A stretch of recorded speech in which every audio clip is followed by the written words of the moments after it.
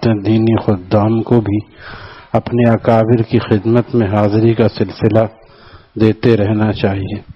جیسے خوردہ فروش کے بڑے کارخانے سے مال لیتے ہیں پھر دوسروں کو سپلائی کرتے ہیں، ہم ایک طرف سے لے کر دوسری طرف دیتے ہیں، یعنی ہول سیلر سے لے کر جو ریٹیل پرائز والے ہیں وہ بیچتے ہیں. اسی طرح جو دین کی خدمت کر رہے ہیں علماء، صلحاء، صوفیاء، ان کو چاہیے وہ بھی اپنے بڑوں سے رابطہ رکھیں تاکہ ان کا فیض آگے پہنچائیں. اگر وہ خود کہیں سے فیض نہیں لیں گے تو آگے کہاں سے پہنچائیں گے؟ جیسے مال لینے والا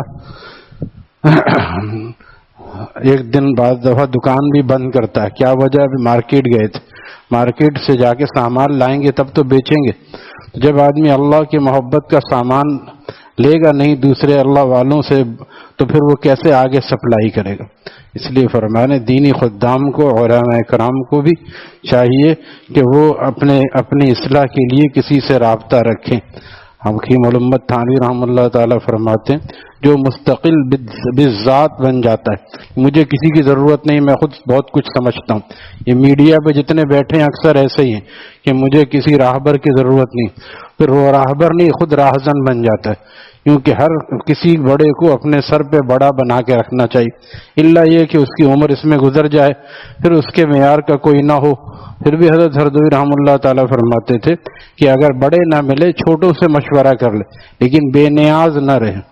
تو اس بے نیازی کی وجہ سے آدمی کے اندر عجب اور خود پسندی آ جاتی ہے، خود رائی آ جاتی ہے. تو جب آدمی کسی بڑے کے سامنے چھوٹا بنتا ہے تو پھر اس کے نفس کی اصلاح ہوتی ہے. ایک طرف سے لے دوسری طرف دے، اس طرح نفس میں بڑائی بھی نہیں آنے پائے گی، ورنہ مستند شیخیت پر جم کر بیٹھ رہنے سے پھر شیطان دماغ خراب کر دیتا ہے. کہ امت تھانوی رحم اللہ تعالیٰ کا ارشاد ہے جس نے اپنے آپ کو مستقل بذات سمجھ لیا وہ مستقل بد ذات ہو جاتا ہے، یعنی مجھے کسی کی ضرورت نہیں، وہیں وہ راہبر بھی راہزن ہو جاتا ہے. ایک جگہ فرمایا کہ جنہوں نے شیخ اول کے بعد دوسرا شیخ نہیں کیا وہ اگرچہ خلافت بھی مل گئی وہ مصلح تو کیا بعض دفعہ صالح بھی نہیں رہے. بات وہی ہے کہ جیسے ڈاکٹر سے آدمی تا دم مرگ بے نیاز نہیں ہو سکتا، کچھ نہ کچھ کبھی نہ کبھی رابطہ رکھنا پڑتا ہے، اسی طرح روحانی ڈاکٹر بھی ایسے رکھنے چاہیے. اگر باقاعدہ شیخ نہ بنائے کم از کم مشیر بنا لے. ہمارے شیخ فرماتے تھے پیر نہ بناؤ مشیر بنا لو، مشورہ کرتے رہو. آج کل پیر بنا لیتے ہیں مشیر پھر بھی نہیں بناتے، مشورہ نہیں کرتے، بس پیر بنا لیا. پیر کا کام یہ ہے کہ قیامت کے دن ہمیں بخشوائے گا یا یہاں پہ جن اتارے گا یا دعا کرے گا یا تعویذ دے گا. سمجھتے پیر کا کام یہ ہے، پیر کا کام یہ نہیں. پیر کا کام ہر ایسی چیز میں مشورہ دینا ہے کہ میری بیوی شرعی پردہ نہیں کر رہی ہے، آپ مجھے بتائیں کہ اس کو میں شرعی پردہ کیسے کراؤں. میرے اندر ماحول معاشرے کا خوف ہے، میں خود اپنے گھر میں شرعی پردہ نافذ نہیں کر پا رہا ہوں. یہ اس بارے میں مریدین بھی آج کل پوچھتے نہیں، آزاد سمجھتے ہیں اپنے آپ کو. صرف شیخ اس لیے ہوتا ہے کہ دعا کر دیں، بس بیمار ہو گئے تو دعا کر دیں، کچھ اثرات ہیں تو تعویذ دے دیں. یہ شیخ بنانے کا مقصد نہیں ہے، بلکہ اگر مشورہ نہ کیا اور دینی کاموں میں مشورہ نہ کیا تو پھر پیر بنانے سے بھی کوئی فائدہ نہیں. پیر بنانے کا مقصود ہی یہ ہے کہ دینی کاموں میں مشورہ کرے. اگر زیادہ کرتے فلاں دکان کھول رہا ہوں بس یا تو اس کے بارے میں مشورہ دے دیں یا چل کے دعا کرا دیں. یہ کام ہے پیر کا.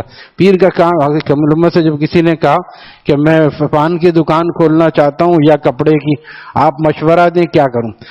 بعض لوگ سمجھتے ہیں کہ اللہ والے جو مشورہ دیں گے یہ خدائی مشورہ ہوگا لہذا اسی میں برکت ہوگی. حکیم الامت نے فرمایا نہ میں پنساری ہوں اور نہ میرا ابا جولاہا تھا، مجھے ان سب کاروبار سے کوئی نسبت نہیں ہے.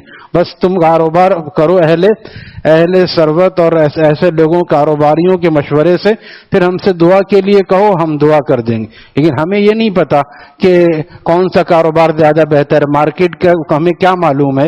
ایسے لوگوں کو جو الگ تلگ ہو کے بیٹھے ہوئے ہیں ان کا کام دینی رہنمائی ہے، ان کا کام یہ بتانا نہیں ہے، یہ سمجھتے ہیں کہ اور پھر اگر فیل ہو گئی دکان، دیکھو ہم نے تو ان سے پوچھ کے کیا تھا چلی نہیں، ان کے اندر بھی کوئی لگتا ہے کوئی تعلق مع اللہ نہیں. تو تعلق مع اللہ کا یہ ثمرہ کہاں سے آ گیا کہ اس کو یہ پتہ چل جائے کہ یہ دکان چلنے والی ہے یا نہیں.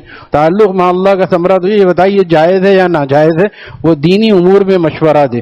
یہاں تک ہوا صحابہ کرام سے جب آپ نے فرمایا کھجور کے درخت صحابہ کرام ابھی بھی ہے، نر اور مادہ دونوں ہوتے ہیں، تو آپ نے یہ سمجھا کہ شاید یہ کوئی ان کا کوئی پرانا معاملہ ہو، رسم ہو، یا کوئی ایسا شگون لینے والی بات ہو. آپ نے فرمایا یہ کیوں کرتے ہو تم لوگ، بس لگاؤ درخت، نر مادہ کیا ہے. تو انہیں صحابہ نے ایسے لگائے، یعنی صرف نر الگ مادہ الگ. جیسے بھی دوسرے سال فصل اچھی نہیں ہوئی، تو آپ نے فرمایا یہ کیا بات ہے، ردی کھجوریں ہوئی. صحابہ نے عرض کیا ڈرتے ڈرتے کہ آپ نے فرمایا تھا لہذا ہم نے ایسا ہی کیا.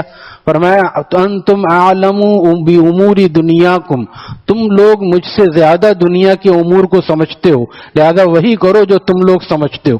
یعنی نبی علیہ السلام نے بھی یہ فرمایا روایت میں ہے کہ تم لوگ ان امور کو زیادہ سمجھتے ہو، کاروبار کیسے کرنا ہے، درخت کیسے لگانا ہے، مجھ سے تو شرعی اعتبار سے فتویٰ لو اور مشورہ لو. یہ بات جب نبی علیہ السلام کی بات ہے تو پھر اور عام آدمی کیسے کہہ سکتا ہے کہ اس سے مشورہ لے لیا اور اس سے مشورہ لینے میں فائدہ ہی ہوگا. تو یہ امور اس طرح کے ہیں ہی نہیں. اس میں مشورہ کیا لینا چاہیے کہ کیا مجھے کرنا چاہیے، کیا دین پر پورا چلنے میں جو مجھے مشقت ہو رہی ہے یا میں نہیں چل پا رہا ہوں، اس بارے میں مشورہ کرے. اس بارے میں اپنے حالات چھپاتے ہیں کہ بیوی تو مانتی نہیں، ہم کیسے منوائیں. شیخ سے مشورہ کرو، وہ ایسا مشورہ دے گا کہ سانپ بھی مر جائے گا اور لاٹھی بھی نہیں ٹوٹے گی. اور ہم جو اپنے لحاظ سے کام کرتے ہیں اس میں الٹا ہوتا ہے، سانپ زندہ رہتا ہے، لاٹھی ٹوٹ جاتی ہے. زیادہ غصہ کر جاتے ہیں، بیوی اپنے گھر جا کے بیٹھ جاتی. نعم البدل کو دیکھ کے توبہ کرے گا میر. یہ اللہ والے پھر تدبیر بتاتے ہیں، ایسی تدبیر جس سے جو ہے گھر بھی ٹوٹتا نہیں ہے اور غصہ بھی کرنا نہیں پڑتا، کام بھی بن جاتا ہے. لیکن اس کے لیے خود اپنے آپ کو مضبوط کرنا پڑتا ہے. سارا مسئلہ یہ ہے کہ ہم خود اپنے آپ کو ابھی ایک نمبر اور اولیاء اللہ کے اعلیٰ درجے پہ لے جانے کے لیے تیار نہیں ہے. جو تیار ہوتا ہے وہ مشورہ کرتا ہے. جیسے جس کو کاروبار بڑھانا ہوتا ہے وہ دوسرے کاروباریوں سے مشورہ کرتا ہے، بڑے کاروباریوں سے، بھئی میں یہ کام کر رہا ہوں، میرا کاروبار صحیح نہیں چل رہا ہے، آپ مجھے مشورہ دیں. اس میں وہ شرماتا نہیں ہے. ڈاکٹر سے دوا لیتا ہوا شرماتا نہیں ہے. میں بار بار کہتا ہوں صرف یہی نہیں چکن گونیا فلانا آدمی اس میں کیسا ہو جائے، ڈاکٹر سے دوا لیتا ہے. اگر کہیں امراض پوشیدہ بھی ہوتے ہیں وہ بھی بتاتا ہے کہ ڈاکٹر ایسی جگہ ہے تو ڈاکٹر کو دکھانا جائز بھی ہے، آدمی دکھاتا بھی ہے مجبوری میں.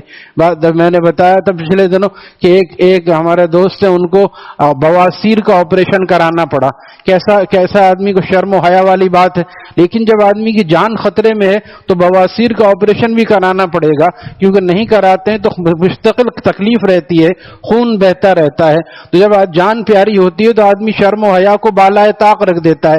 یا ایمان پیارا ہوگا تو بھی ہم شرم و حیا کو بالائے طاق رکھ کے مشورہ کریں گے. اور اس میں ایسا کوئی نہیں کہ اس سے کوئی ایسی شرم صاف بات پوچھنی ہے الگ میں، بھئی مجھے آپ سے مشورہ کرنا ہے. خط و کتابت اس لیے ہے کہ آدمی ساری بات اس میں لکھ دے، پھر جو وہاں سے جواب آئے اس میں عمل کرنے کی کوشش کرے، پھر بتائے کہ اس میں مجھے کتنی کامیابی ہوئی ہے.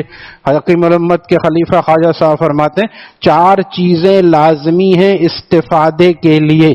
4 چیزیں استفادہ جب ہوگا، خالی پیر بنانے سے نہیں ہوگا. چادر بڑی چادر پہ بیت ہو گئے، ہم بھی بیت ہوئے ہیں، 10 سال پہلے بیت ہوئے تھے. شیخ کہاں ہے پتہ ہی نہیں، مر گیا زندہ یہ بھی نہیں پتا، کہ زندہ ہے مر گیا یہ بھی نہیں، پیر بنا لیا. 4 چیزیں لازمی ہیں استفادے کے لیے. اطلاع، اتباع، اعتقاد و انقیاد. اطلاع کرے جو کام کر رہا ہے، جتنا بھی ذکر کر رہا ہے، 5000 مرتبہ ذکر کر رہا ہے تو بتائے وہ کم کرے گا. اس دور میں رات کو 2 بجے تہجد کے لیے اٹھتا ہے تو کہے گا 2 بجے کس نے کہا ہے، تم 3:30 بجے اٹھو. نہیں اٹھو، نیند پوری کرو، دن میں کاروبار اور نوکری کو حرام نہ کرو. اطلاع، اتباع، جو وہاں سے جواب آئے اس کی اتباع. اعتقاد، انقیاد، یہ اعتقاد رکھے کہ میرے لیے میرا ڈاکٹر سب سے مفید ہے، یعنی میرا شیخ سب سے مفید ہے، اور اس پر جو وہ کہے پوری طرح کاربند رہے. بس اس سے انشاءاللہ اللہ تعالیٰ کا راستہ نہ صرف یہ کہ آسان بلکہ مزیدار بھی ہو جاتا ہے. اللہ تعالیٰ ہم سب کو اس کا حوصلہ نصیب فرمائے. الحمدللہ رب العالمین والصلاة والسلام